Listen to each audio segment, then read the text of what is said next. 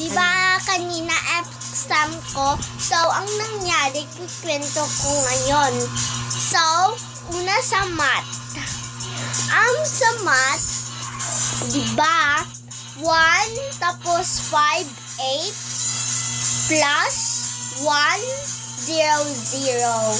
Tapos plus 80.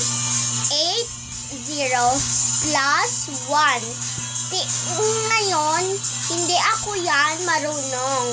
So, kaya, wala ako na perfect sa exam. So, sa English lang. So, yon. Ayan, kukwento ko sa inyo sa, sa English. Ang first namin exam sa English, PP kung, hindi pala. F kung feminine, babae. M kung masculine, lalaki. N kung walang kasarian, kabagay. So, yon. Ang unang number 1, lola. Feminine. Ang number 2, tito. Masculine. Ang number 3, brad. Walang kasarian. So, yan ang nangyari. Sa PPP, ang pangalawa ng English naman, sa PP, tapos PB. Ang PP, hindi siya kumpleto. Ang PB, kumpleto siya.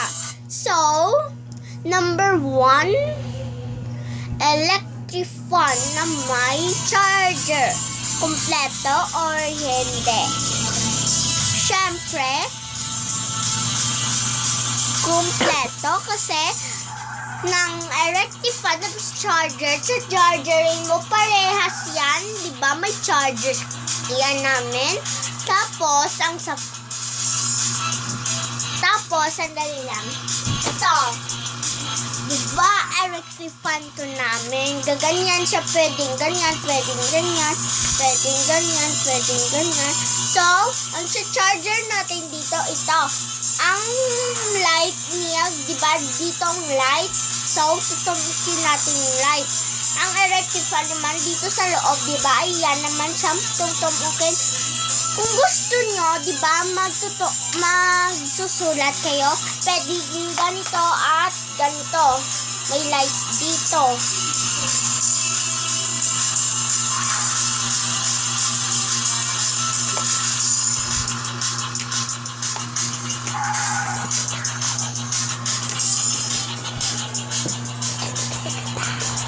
Also guys, ulitin ko kayo sa hindi makita.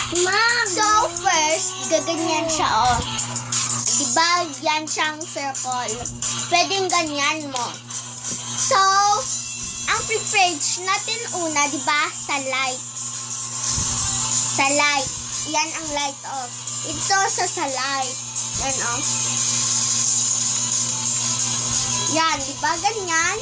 Ganyan ang light. Tapos, ang rectify. Yan, di ba? Tapos, kung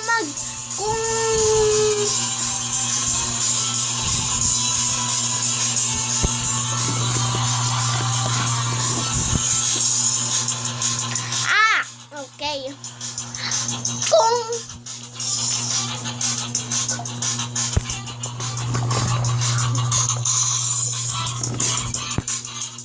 So, guys, tapos na, ha?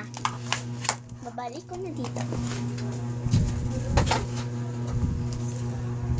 Bye-bye! Subscribe nyo na yan!